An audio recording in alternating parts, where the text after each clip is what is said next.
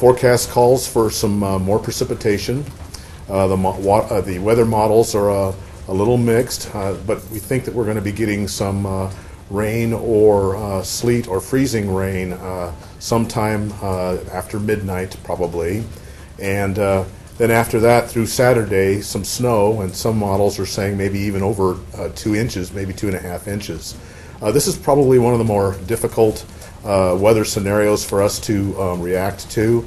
First of all, when you have rain turning to ice, that's a real problem with the roads.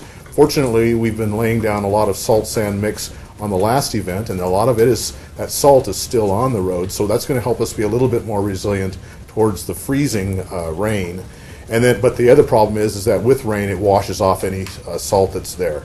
We do have both crews ready to operate all of our 50 trucks, 12-hour shifts, so around the clock, 24 hours. And we're going to react to what we see actually develop with the storm. We may be laying down some more salt sand mix as we start getting into the snow, and depending on how fast the snow comes down, we may start plowing. If we plow, it'll be to try to get some of the material off the road so that it doesn't create the hard snowpack on the roads, because we're looking at having some very cold temperatures for the rest of the week, and that's kind of the worst storm for us as far as road conditions. We're okay on salt supplies right now, but as you can tell, we've been laying some salt down. That is reducing our supplies, and it's not just a Wichita problem, it's a national problem trying to get salt. So we continue to look for all opportunities to replenish our salt supplies as we use them. And that's all I've got for this morning. I know folks have commented to me about why the street looks so white. Do you have a comment on that? I mean, it looks like someone's painted the streets. Is it because of the mixture? Yes, that's exactly right, and that's what's going to help us, we're thinking, when we get this rain, sleet mix coming down. We'll already have some material on the streets, and so hopefully that'll slow down or prevent some of the freezing.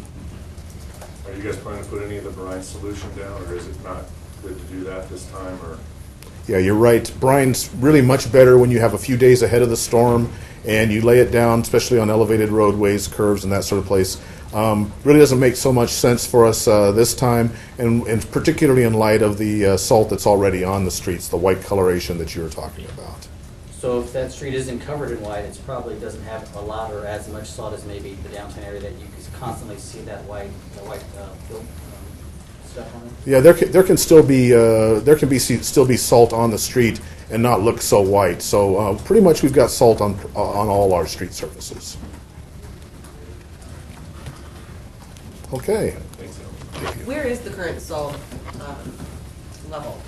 We're something around 60% of full supply, but we also have a reserve supply that we've stored away in case we find ourselves in a situation we can kind of break into that emergency supply. So we've got about 4,000 tons of emergency salt, just straight salt mix in a building as a reserve. Approximately how many rounds of the full lanes would that cover? What we've got right now? It's about 1,500 to 2,000 tons to do one storm event. Alan, tomorrow's Saturday, so not a real heavy travel day, but depending on when this storm gets here and the ice, sleet, slick stuff before it changes over to snow, what do you recommend for drivers in the Wichita area? Yeah, we'd recommend what we always suggest during times when the road surfaces may be slick, and that is reduce your trips if possible. If you have to be out on the roads, make sure that you give plenty of following distance between you and the other cars. Be careful on accelerating, decelerating, and making turns, and just give yourself some extra time to get to where you're going.